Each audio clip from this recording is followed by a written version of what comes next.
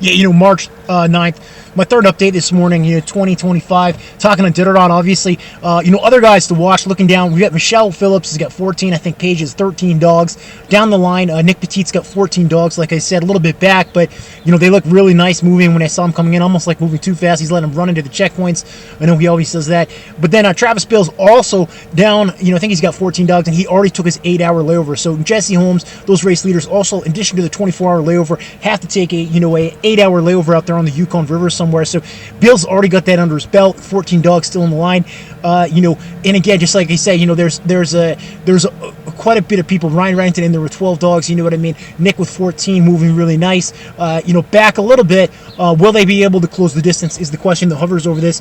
But if there's a pack of them, and if only you don't need much of a mistake. A trail marker or just an extra hour at a checkpoint, or needing to take an extra rest out there, or anything.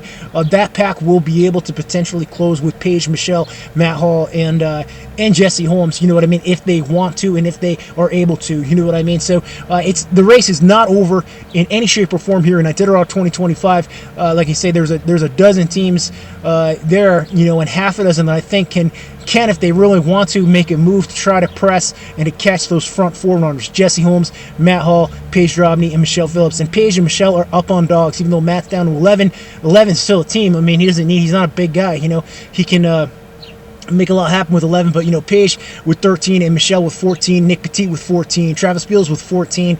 And we know a guy like Mitch, even if he's got 11, or a guy like Matt Hall, even if they've got 11, if they keep 10 or 11 there, and they can make those big moves. From Uniclete to Nome and from Caltech to Nome, they can potentially close the distance and put a lot of pressure. And when the pressure's on a race leader like Jesse Holmes, who's a new race leader, I don't think he's never led an Iditarod this deep into the race, or put the pressure on race leaders like Michelle Phillips, and race leaders like and Millie Purcell is another one back there, who's a threat to win and threat to push. But a race leader like Paige Drobny, Michelle Phillips, Jesse Holmes, have they ever had that kind of pressure on them and been out front like that? Will it be a chink in their armor, and will they break if a guy like Mitch